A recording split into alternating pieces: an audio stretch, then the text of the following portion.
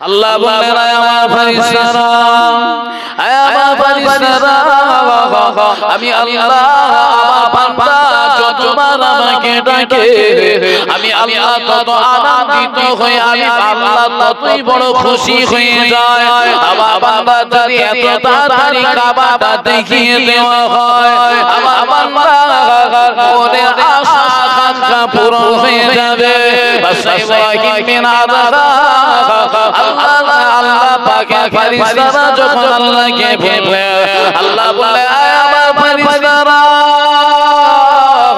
আমার বান্দার কাছে তোমরা চলে যাও আমার বান্দাটাকে নিয়ে আমার আল্লাহ আমার কাবা শরীফে একটু দেখিয়ে দাও ইব্রাহিম বিন আদম এতটা রাস্তা অতিক্রম করে বড় কষ্ট হয়ে গেল নিজে বড় জয়ী হয়ে গেল কাবা শরীফের কাছে আল্লাহর ফেরেশতারা যখন নিয়ে পৌঁছে দিল ওই চত্বরের কাছে গিয়ে দেখে সমস্ত যানজটে ভরা মানুষের ভিড় এত বেশি ইব্রাহিম বিন আদম আল্লাহর কাছে ফরিয়াদ করে বললেন আল্লাহ এত ভিড়ের ভিতরে আল্লাহ তোমার কাবার কাছে যাওয়ার মতো শক্তি তো আমার নাই আল্লাহ কাবাটাকে একটু ফাঁকা করে দেয় আল্লাহ এত পানি বর্ষণ সেদিন করেছিল কাবা চত্বরের মানুষগুলো সবাই সরে চলে গেল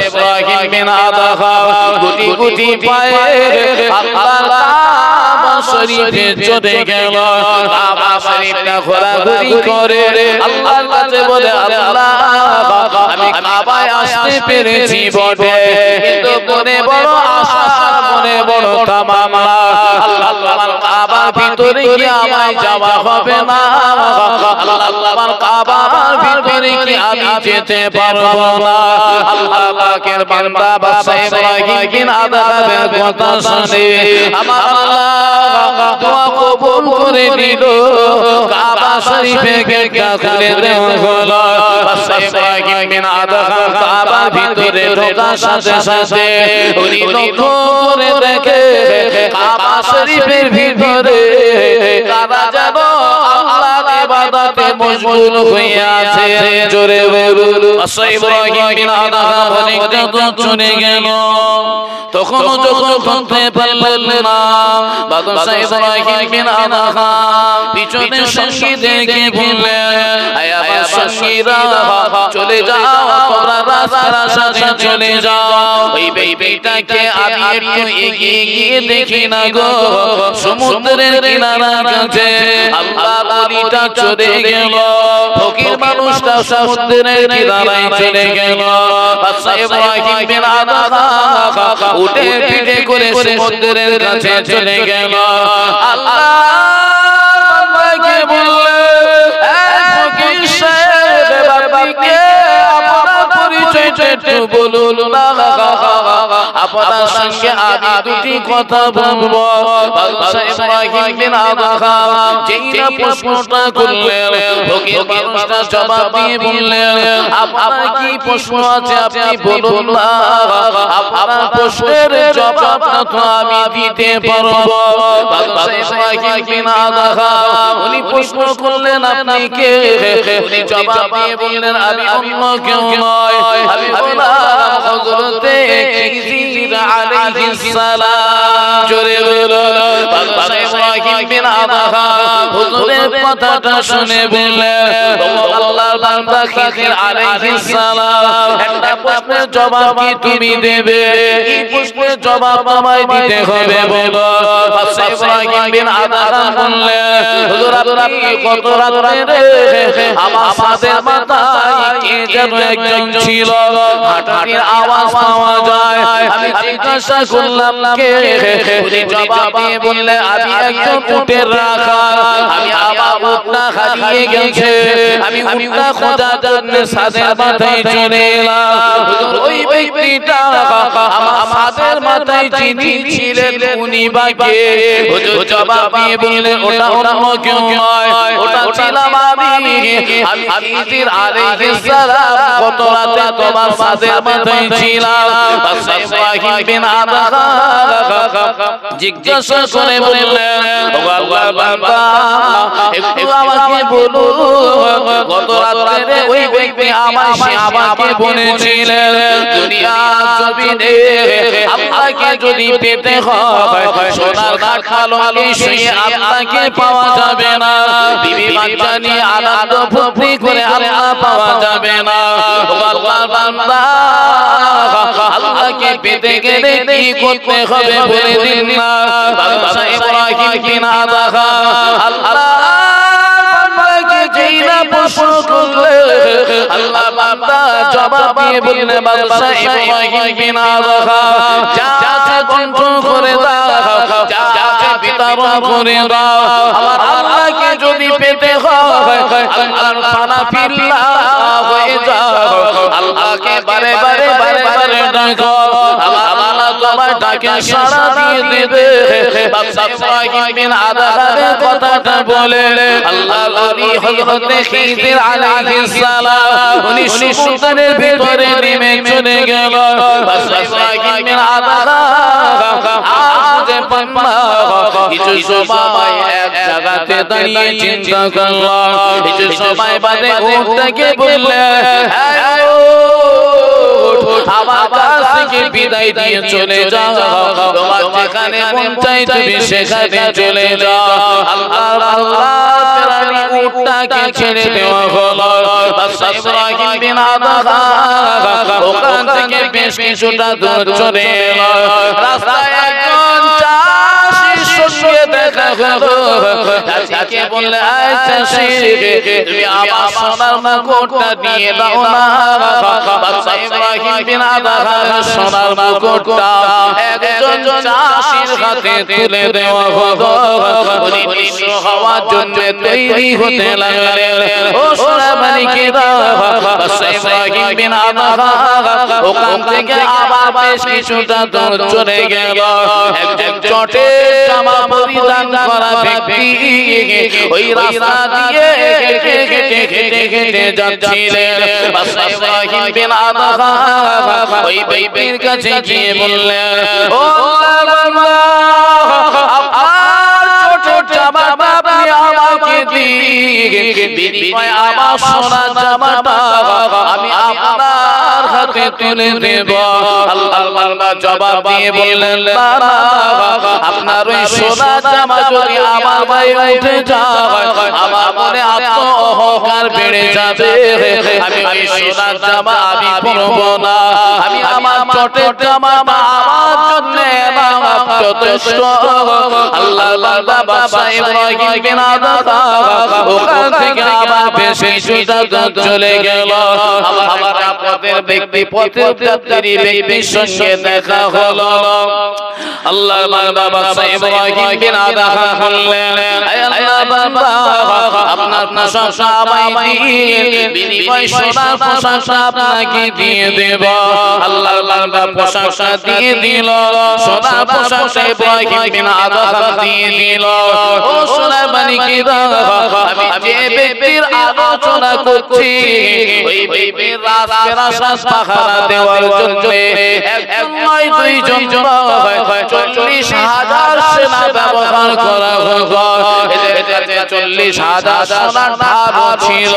না না বাদশা ইব্রাহিম বিন আদহা আল্লাহকে খুঁজে পাওয়ার আশায় তার দুনিয়ার জিনিসের কোনো লোভ আল্লাহ লালসা ছিল না। বাদশা ইব্রাহিম বিন আদহা প্রশংসা করে গুটি গুটি গুটি গুটি পায়ে জঙ্গলের ভিতরে চলে গেল। জঙ্গলের ভিতরে গিয়ে একটা জায়গা আল্লাহর ইবাদত করতে লাগলেন। বাদশা ইব্রাহিম বিন আদহা বহুত দিন ইবাদত করার পরে এবার খোদা চিন্তা করলো আমি একটু আবার কিছু খাবার কিনতে হবে।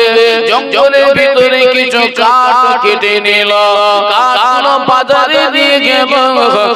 ইব্রাহিম বিন আদহাম ওই কাঠগুলো বিক্রি করে যে টাকাটা হলো, ওই টাকাটা থেকে কিছু টাকার খাবার কিনে নিল। আর বাকি যে টাকাটা বেশি ছিল ওই টাকাটা আল্লাহর রাস্তায় ব্যক্তিদেরকে দান করে দিল। ইব্রাহিম বিন আদহাম আবার নিঃস্ব হয়ে পড়ল। ওখান থেকে জঙ্গলের ভিতরে চলে এলো, কিছু নাস্তা পানি করে নিল। মনে মনে মনে মনে ভাবতে লাগলেন আমি উপরে বসে যদি আল্লাহর ইবাদত উপাসনা করি, এলাকার মানুষেরা এরা আমার ইবাদত করার সুযোগ দেবে না, বারে বারে আমার কাছে এসে ভিড় জমাতে লাগবে। বাদশা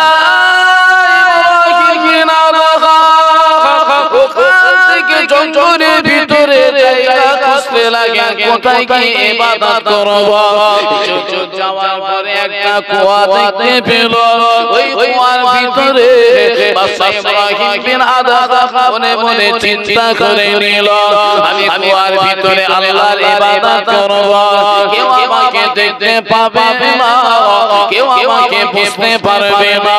ও সোনা মানিকেরা, আমরা মুসলমানের বাচ্চা যদি 10টা টাকা দান করি তাও সাক্ষী স্বরূপ হিসাবে অন্য কাউকে জানিয়ে রাখি, ঠিক না? আবার যদি হুজুরির বলতে একটু ভুল হয়ে যায় যে আমি 50 টাকা দিয়েছি, ও মন একদম ছোট হয়ে যায়, তাই তো আমার নামটা করলো না। হয় না হয় না হয়, মানে আমরা নামধারী, আমরা আল্লাহ ভীরু নয়, আমরা নামধারী। বাদশা ইব্রাহিম বিন আদহাম বলছে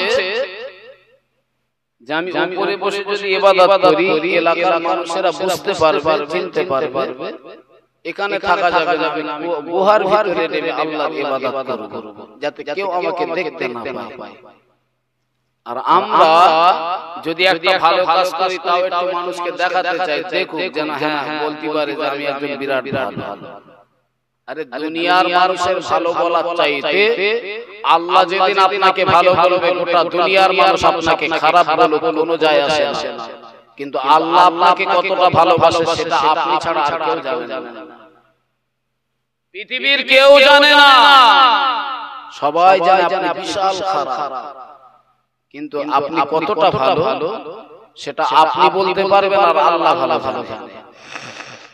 বাদশা ইব্রাহিম বিন আদহাম কুয়ার ভিতরে নেমে গেল, আল্লাহর ইবাদতে মশগুল হয়ে গেল।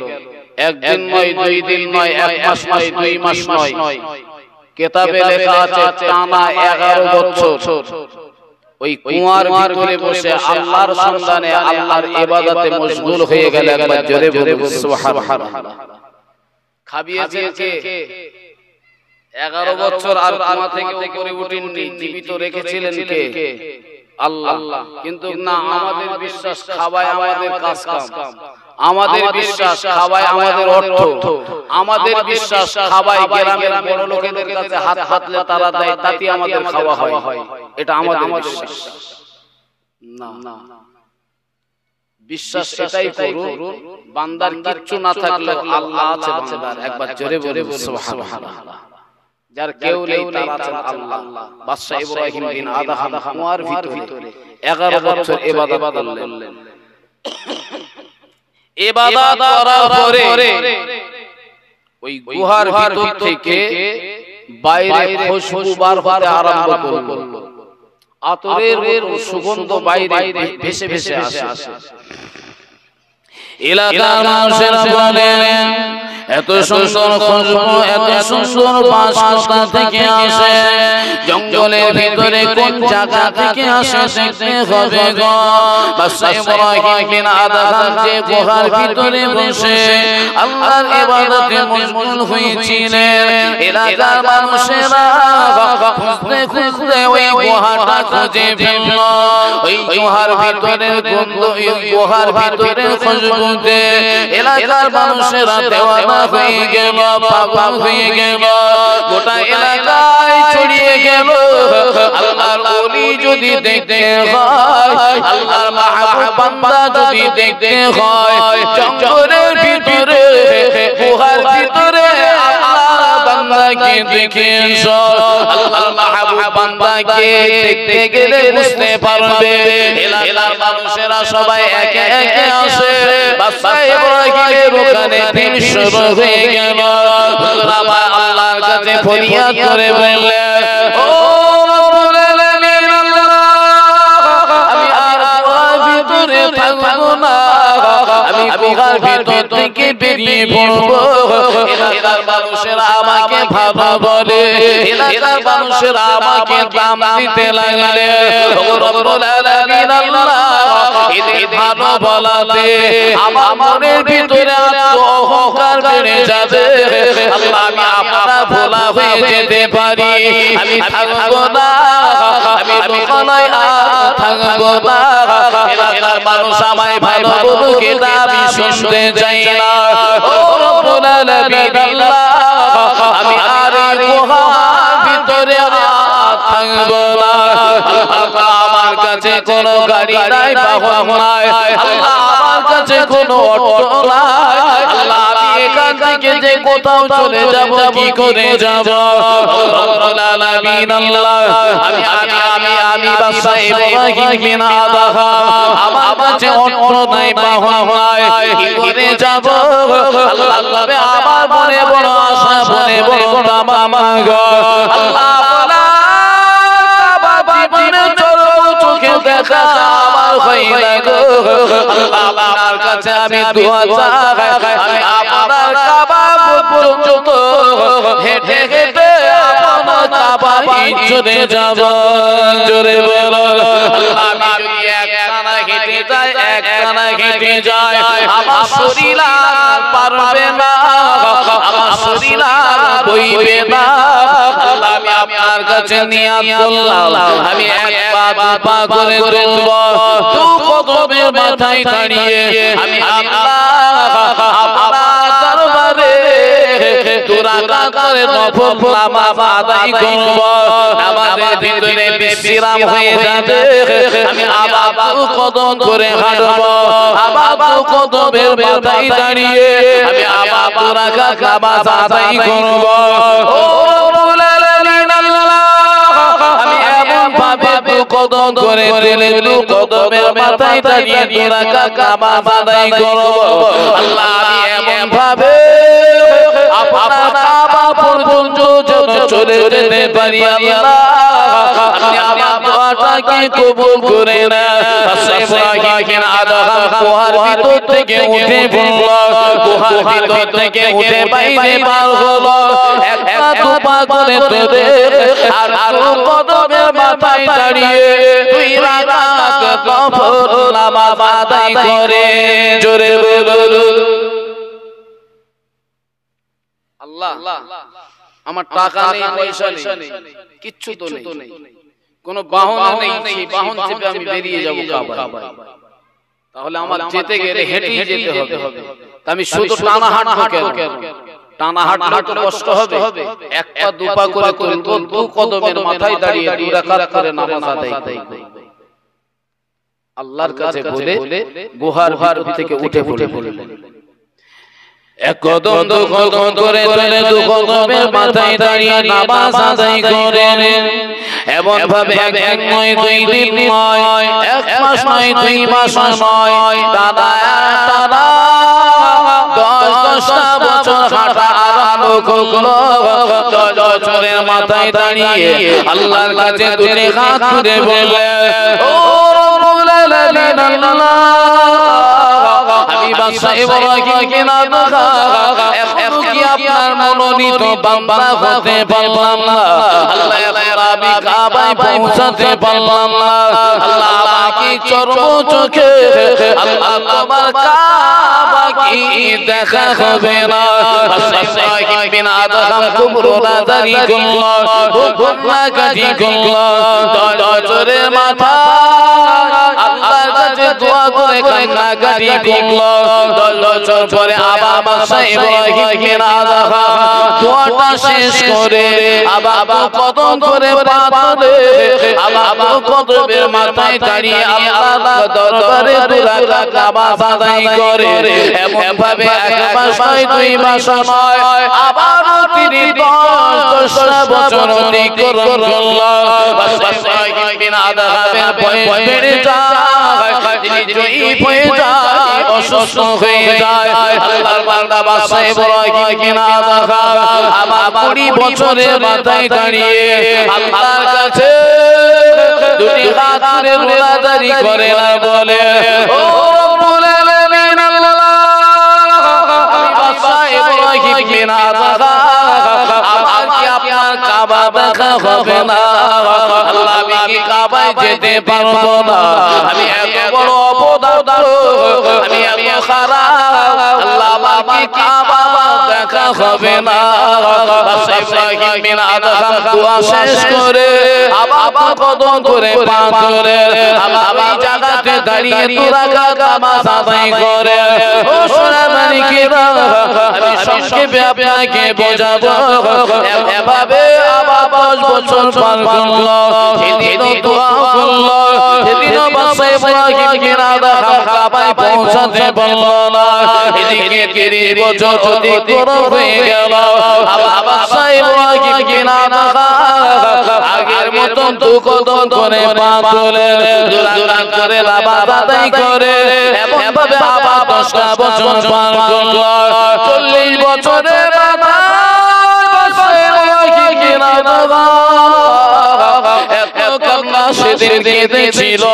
আল্লাহর ফেরেশতারা আল্লাহর কাছে গিয়ে বললেন, আল্লাহ আপনার বান্দার কান্না আমরা সইতে পারি না। জোরে বলুন। আল্লাহর ফেরেশতারা আল্লাহর কাছে গিয়ে বললেন, আল্লাহ আপনার এই বান্দাকে আপনি এত ভালোবাসেন, তারপরেও কেন এত কষ্ট দিচ্ছেন? এও কষ্ট পায় কারা? আল্লাহর মুমিন বান্দা হয় যারা, কষ্ট পায় তারা। বিগত দিনে দিকে একটু পিছনে লক্ষ্য করুন, খেয়াল করুন, দুনিয়াতে যত নবী রাসূল এসেছেন সব নবী রাসূল গুলোকে বেশি অংশ নবীদেরকে আল্লাহ কষ্টের ভিতর দিয়ে সময় কাটিয়েছেন। আরাম আয়েশ সুখ তারা পায়নি। ভাই আমাদের ভিতরে সমাজে একটা রোগ আছে, কেউ যদি একটু অসুস্থ হয়ে পড়ে বলে লোকের মাস দেশে তো হবে না, কিন্তু একবারও ভাবলো না ব্যক্তিটা কেমন। হ্যাঁ, সেই ছোটবেলায় দাঁড়িয়ে পেশাব ফিরতো, পরের গাছের আম ছিঁড়ে বাড়ি আনতো, ওইগুলো খুব ভালো মনে রেখেছে, কিন্তু সামনে যে সে ভালো হয়েছে সেটার কথা কেউ একবার বলে না। তার মনে যে ব্যথা দেওয়া কথাটা, এটা আমার কাছে একটা রেওয়াজ হয়ে গেছে। হ্যাঁ, 2024 সাল 23 সাল পর্যন্ত আমি আপনাদের খুব খারাপ ছিলাম। 25 সালের 1 জানুয়ারিতে আমি ভালো হয়ে গেছি, কিন্তু আমাকে 25 সালে জানুয়ারি ফেব্রুয়ারি মার্চের দিকে এসে কোন একটা ভাই বলে সেই মালটা যাচ্ছে দেখতে পাচ্ছিস কিরম জিনিস। আমার তখন মনে হচ্ছে হয়তো ভালো হয়েও তো মানুষের কাছে নাম নেই, তাহলে ভালো হওয়ার আমার দরকার নেই। কাউকে পিছনের কথা ভেবে সামনে বিচার কখনো করবেন না। কে কখন কোন সময় পরিবর্তন হয়ে যায় কেউ না জানলেও আল্লাহ জানেন। একবার জোরে জোরে সুবহানাল্লাহ।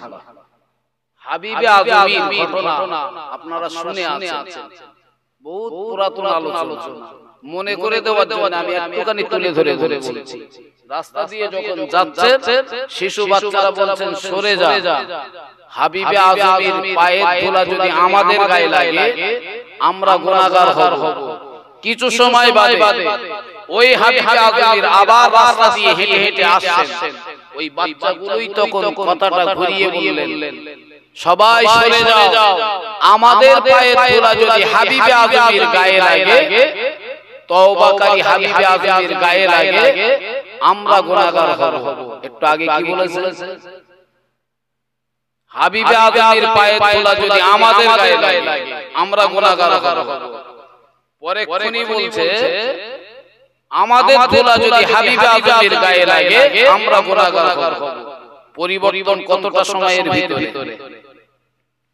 বান্দা ইচ্ছা করলে আল্লাহর হয়ে যাওয়ার জন্য সময় লাগে না।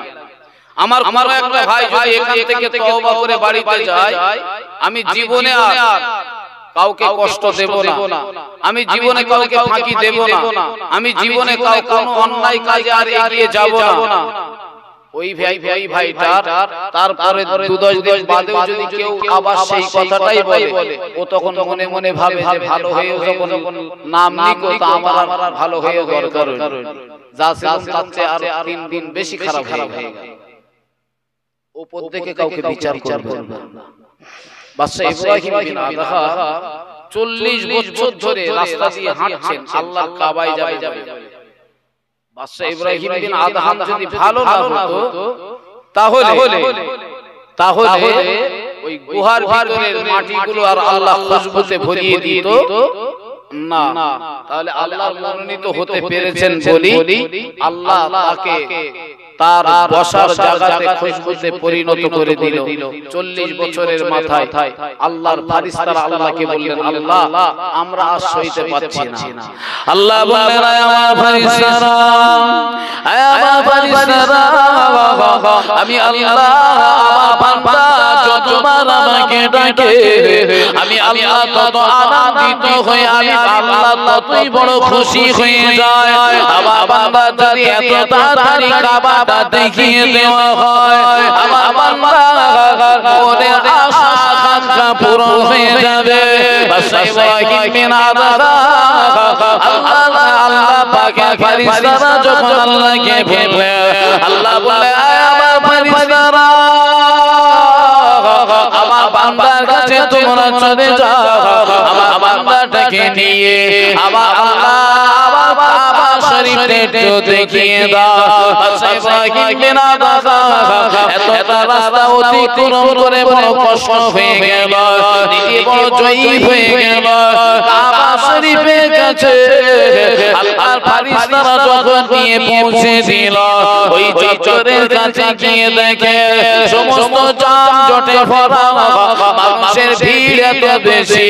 বাদশা ইব্রাহিম বিন আদহা আল্লাহর কাছে ফরিয়াদ করে বললেন, আল্লাহ এত ভিড়ের ভিতরে আল্লাহ তোমার কাবার কাছে যাওয়ার মতো শক্তি তো আমার নাই, আল্লাহ কাবাটাকে কেউ ফাঁকা করে দেয়।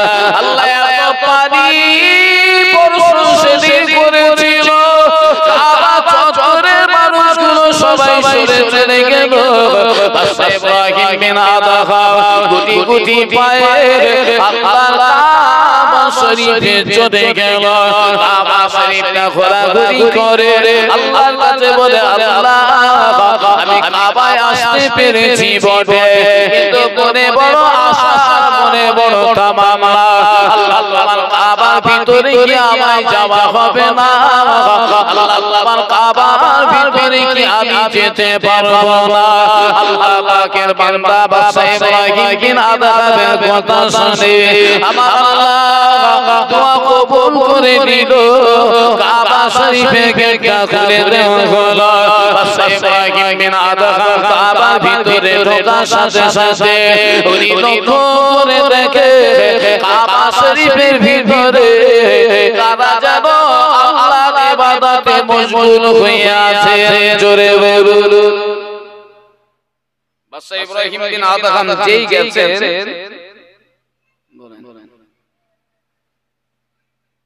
যেই গেছেন সবাই অবাক হয়ে গেল, ইনি কে? বাদশা ইব্রাহিম বিন আদহামকে জিজ্ঞাসা করলেন আপনি কে? আপনি কি বাদশা ইব্রাহিম বিন আদহাম? উনি নিজেকে একটু গোপন করলেন না, বললেন আপনার নাম কি? বললেন আমি হলাম আব্দুল্লাহ। নিজেকে গোপন করে দিলেন, বাদশা ইব্রাহিম নামটা আর বললেন না।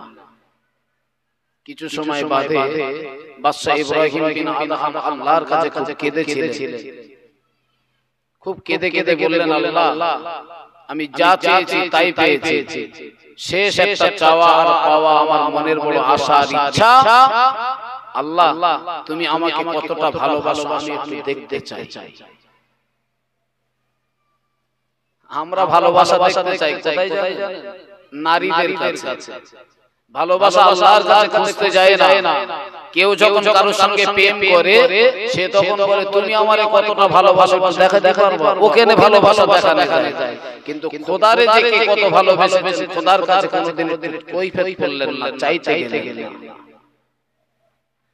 বাদশা ইব্রাহিম বিন আদহাম যখন আল্লাহর কাছে বলেন আল্লাহ আমি যা চেয়েছি সব আপনি আমাকে দিয়েছেন, তবে আমাকে আপনি কোন জায়গা থেকে কোন জায়গাতে রেখেছেন আমি একটু দেখতে চাই।